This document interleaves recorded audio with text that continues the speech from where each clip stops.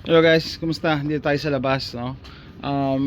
Papalitan natin yung pyesa ng kotse kasi meron akong error code P144C, no? So ano siya? Purge valve sa evap system. Okay? So 3 days ago, in order ko to sa Amazon, $14, $14.99 para makarating ng Wednesday. So ikakabit ko na ng Wednesday, hanap ako ng hanap, wala akong makitang katulad nito. Meron pa nga meron pa nga nitong Black Friday deal $10 lang pagka Saturday madi-deliver. Kaya sabi ko, oh hindi, kailangan ko na Wednesday. So ginawa ko, binuksan ko siya, wala akong makitang ganito. And it turned out, mali itong pyesa na to. So mali yung Amazon. So pag ang Ford Explorer nyo, ganito 2018, tapos EcoBoost siya na 2.3 liter, hindi ito ang kailangan nyo. Okay, so makita mo yan pag ganito ang cover, engine cover mo, hindi mo to kailangan. Nakikita ko sa YouTube puro yung pang 3 liter na Ford Explorer. Ito ang kailangan natin. Ulat nga ako sabi ko, napaka-unfair naman. Ito, ibang itsura. Sabi ko, yung mga nakikita ko sa YouTube, mga nagdi-DIY, ito, ang dali lang nito palitan. Nandito lang yun, sa mga V6 na V6 naturally aspirated na Ford Explorer. Ito, EcoBoost twin turbo. Ito ang evap. Sabi ko pa parang na weirduhan lang ako kasi kasama yung yung tubo, imbis na ito lang ang papalitan. Anyway, tara, palitan natin. Alright, so if you don't know how to remove your engine cover, just pop it with 2 hands. So there you go. And where is the part? This is the part right here, with the hose all the way down. Yeah, so they don't sell it just this part. You need to buy the whole system. Okay, so first things first, remove the plug or the connection. Alright guys, I disconnected the connections. You don't need any tools. Don't make the same mistake I made. Just use your fingers. I broke the locking mechanism, but this still will work. I'm just gonna tie it up when I attach it. So here's one connection. That's it. You just pull. There you go. Second connection, third connection, and then there's one right here. And last one over there. Okay, for this part I use a flathead screwdriver and it just comes off. Oh, we have another connection over here. Okay, I broke it off. It's just a zip tie type of deal. I don't think we can reuse it. Okay. Yeah. So I'm just gonna zip tie. Okay guys, ito yung papalitan natin. Yung ganitong locking system, pag nakalock yan, ipupull mo lang to, pupush mo palabas tong tabs, yung dalawang flap niya sa side, tapos tulak mo, atras siya. Mas madali ito kasi ito ipipress mo to sa gitna, tapos tulak mo palabas. Tignan ko, kaya ko ba ito ng isang kamay? Kaya naman. Yan. So hindi nyo kailangan ng tula, kahit flathead screwdriver, otherwise masisira nyo. Anyway, ito pwede na ito masira kasi tatapon na to. Maski dun sa baba, yan, pinipress lang din dito itong dalawang tab. Press, tapos push. Okay, ayan na, tapon na to. I-align lang natin yung bagong pyesa.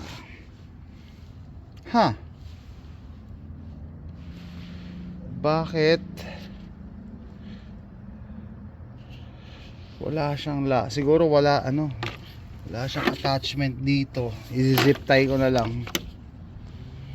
I-zip tie ko na lang. Hindi pala siya perfect, no? Hindi siya perfect. Mukha naman siyang parehas pero wala siyang. Siguro zip tie na lang natin. Okay guys, simple install. Just pop it in and then lock it. That's it. So they match, but it doesn't have the attachment for this, so I'm just gonna zip tie it here. And then since I broke this off, this is not reusable, so I'm just gonna zip tie here so it doesn't move when the car vibrates, but it looks like a simple and easy install.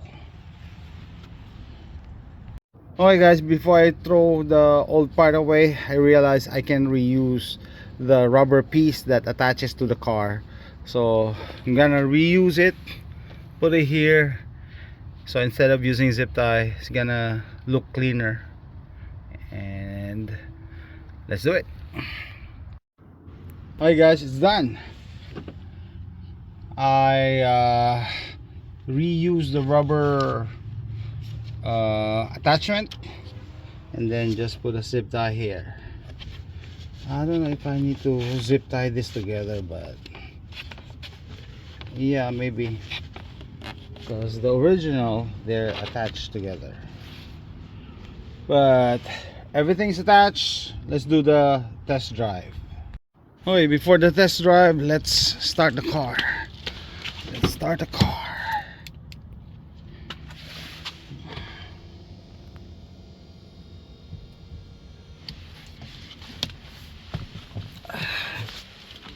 Here, see if there's any error. Okay, so far, so the symptom of the car, there's noise upon acceleration, so we got to check that also. Right now it's running.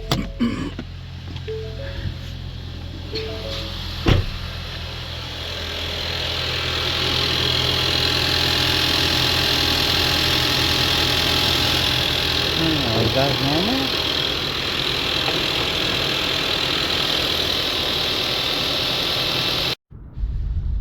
Okay guys, ito ang complaint namin, lalo na ni Mrs. na pag ginagamit niya itong Explorer, pag nag-accelerate maingay. Yeah, normal lang yung ganyan, pero mas maingay nung una. Tapos parang kulang yung power.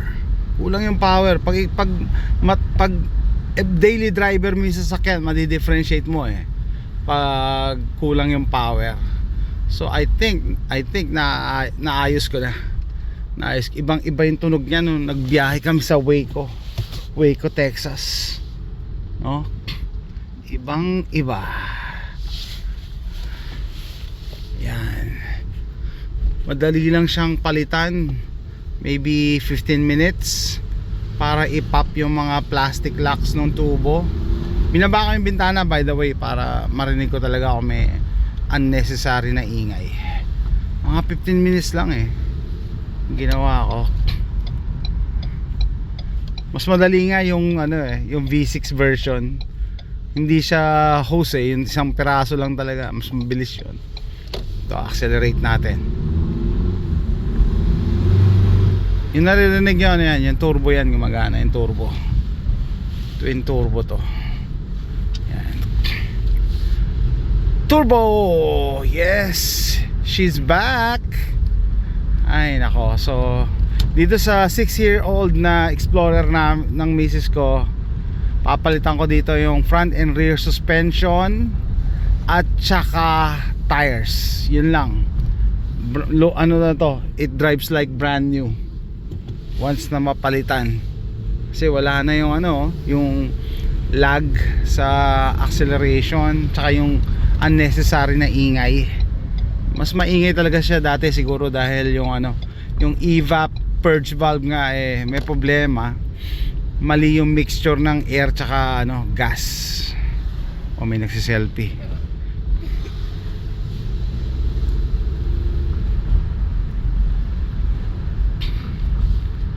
Uy.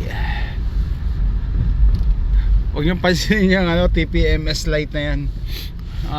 Papalitan ko na lang yan pagka nagpalit kami ng gulong, siguro January. Nung bagong palit lang yan bumigay so hindi maganda siguro yung yung binili kong TPMS sensor. Basta ang sikreto na lang pagka luma na yung sakyan mo, checkin mo palagi yung tire pressure. Huwag kang magre-rely sa mga monitoring system. Pero naiinis yung misis ko, ipaltang ko daw. Sige, sasabay natin kasi yung labor sa pagbukas ng gulong parehas lang yung bayad. Anyway, tatapusin ko na yung vlog na to. DIY video, mga 15 minutes lang, kayang-kaya na to.